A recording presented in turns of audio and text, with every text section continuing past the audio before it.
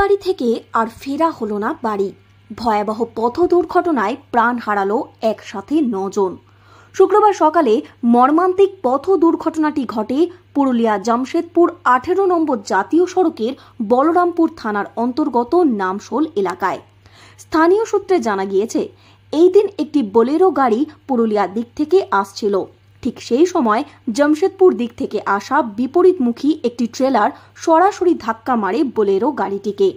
ঘটনায় বোলেরো গাড়ি চালক সহ মোট 9 জন গুরুতরভাবে জখম হয়। তৎক্ষণাৎ ঘটনাস্থলে পৌঁছায় বলরামপুর থানার পুলিশ। আশঙ্কাজনক অবস্থায় পুলিশ তাদের উদ্ধার করে বলরামপুর বাঁশগড় হাসপাতালে নিয়ে গেলে সেখানে কর্তব্যরত চিকিৎসকেরা ওই 9 জনকে মৃত বলে ঘোষণা করে। এরপর পুলিশের তরফ থেকে তাদের বাড়িতে খবর দেওয়া হয়।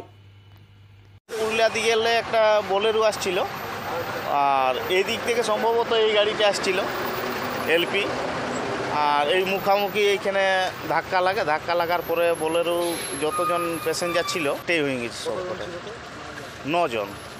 এই বলরামপুর থানা থেকে পুলিশ আছে, ওরা উদ্ধার করে নিয়ে যায়।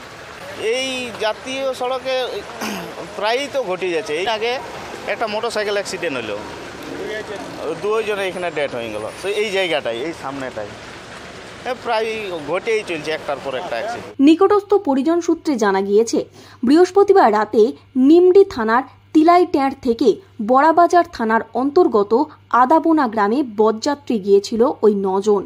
শুক্রবার সকালে সেখান থেকে ফেরার পথে 18 নম্বর জাতীয় সড়কের নামশোল এলাকায় দুর্ঘটনার শিকার হন তাঁরা।